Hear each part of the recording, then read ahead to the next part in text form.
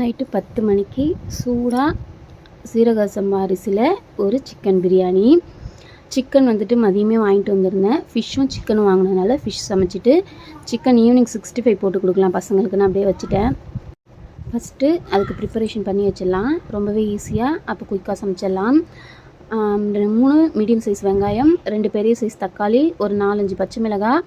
நமக்கு வந்துட்டு பிரியாணிக்கு ஃபஸ்ட்டு டேஸ்ட் கொடுக்குறதே நம்ம தாளிக்கிறப்ப இருக்கிறது தான். பட்டை, கிராம்பு, ஹோல் கரம் மசாலா போட்டுட்டு 5லேருந்து 6 திராட்சை போட்டுக்கலாம். திராட்சைனா காஞ்ச திராட்சை.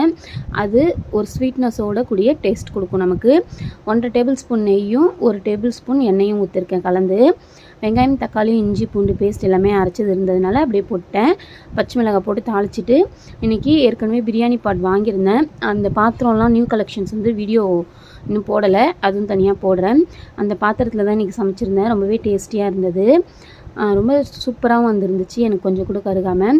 1/2 கிலோ சிக்கன், 1/2 கிலோ ஜீரக சம்பா அரிசி. இப்போ உப்பு 2 டேபிள் ஸ்பூன் சக்தி பிரியாணி மசாலா சேர்த்துருக்கேன். எனக்கு எப்போவுமே அந்த பிராண்ட் பிடிக்கும் அப்படின்றதுனால நான் வீட்டுக்கு அதுதான் ரெகுலராக யூஸ் பண்ணுறது. இப்போது புதினா மல்லி நல்லா ஒரு கை அளவுக்கு வாஷ் பண்ணி எடுத்து அதையும் சேர்த்துட்டேன். இப்போது நல்லா வதக்கி விட்டுக்கலாம். இது வரைக்கும் எந்த வீடியோலையும் ஃபேஸ் காட்டினதில்லை, இதில் மட்டும் லைட்டாக வந்திருப்பேன். ஸோ இனி வரக்கூடிய வீடியோஸில் நம்மளோட ஃபேஸ் காட்டி வரலாம்.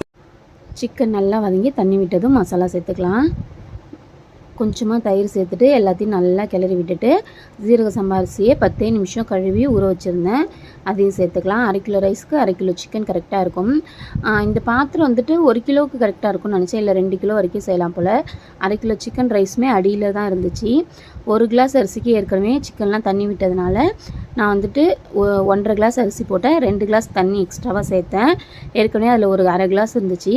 கரெக்டாக 10 நிமிஷம் கிளறி விட்டுட்டு அதுக்கப்புறம் தண்ணி வற்றி லைட்டாக இருக்கிறப்போ கொஞ்சோண்டு மல்லித்தழையும் புதினாவும் சேர்த்து பிளேட் போட்டு மூடிட்டேன். இப்போ அடுப்பில் சிம்மை வச்சு வெயிட்டு தூக்கி வச்சு கரெக்டாக 10 நிமிஷம் டைம் கணக்கு வச்சுக்கிட்டே இருங்க. அப்படியே ஓப்பன் பண்ணோம் அப்படின்னா சூப்பராக நம்மளுடைய ஜீரக சம்பா சிக்கன் பிரியாணி ரெடி. ரொம்ப சிம்பிளான மெத்தடில் செஞ்சுருந்தேன், ஆனால் டேஸ்ட் அல்டிமேட்டாக இருந்துச்சு.